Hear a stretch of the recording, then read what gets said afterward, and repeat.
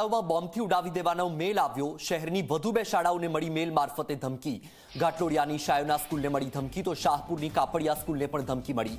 Bomb સ્ક્વોડની ટીમે શાળામાં તપાસ શરૂ કરી છે। શાયોના સ્કૂલમાં કંઈ પણ વાંધાજનક નથી મળ્યું।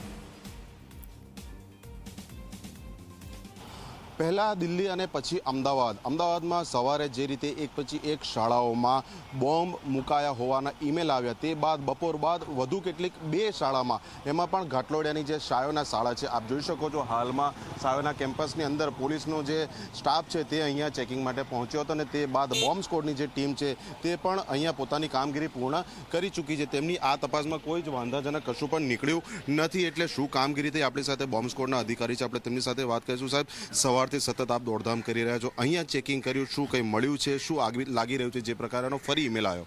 સર, અમદાવાદમાં જેટલા ઈમેલ કંટ્રોલ દ્વારા અમને મેસેજ મળી રહ્યા છે એ મેસેજને અનુસરીને અમે તેમજ અમારી લોકલ પોલીસ એજન્સી એ બધાને સાથે રાખીને અમે મારી ટીમને સર્ચિંગ કરાવું છું। લોકલ જે સ્ટાફ છે કેમ્પસનો, જે કેમ્પસમાં જઈએ છીએ એને સમજ કરીએ છીએ।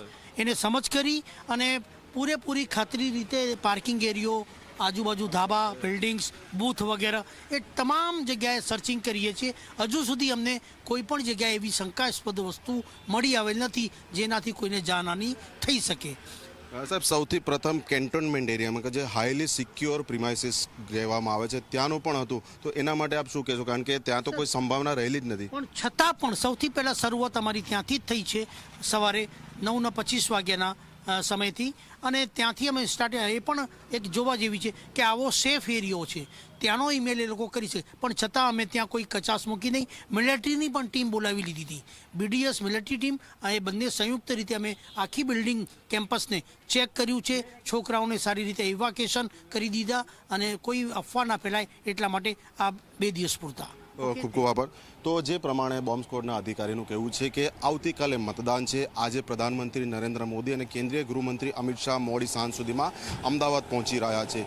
બીજી તરફ અમદાવાદ શહેર પોલીસનો ઘણો મોટો સ્ટાફ ચૂંટણી બંદોબસ્તમાં શહેરની બહાર તૈનાત કરવામાં આવ્યો છે। એટલે આ જે કોઈનો પણ ઈમેલ છે, ક્રાઇમ બ્રાન્ચના સંયુક્ત પોલીસ કમિશનરે કહ્યું કે રશિયાના કોઈ સર્વરથી આ ઈમેલ કરાયો હોવાનું હાલ લાગી રહ્યું છે અને પોલીસ સંપૂર્ણ તપાસ કરી રહી છે। પરંતુ સવારના ઈમેલ બાદ બપોરે પણ જે ઈમેલ મળ્યો તે આધારે પોલીસે તુરંત ચેકિંગ કર્યું છે અને કોઈ પણ પ્રકારની વાંધાજનક વસ્તુ મળી આવી નથી। એટલે આ ઈમેલ કરનારનો હેતુ શું છે, તેનો મોટિવ શું છે, શા માટે તે આ પ્રકારની વર્તણૂક કરી રહ્યો છે, તેને લઈને પોલીસે વિસ્તૃત તપાસ હાથ ધરી છે।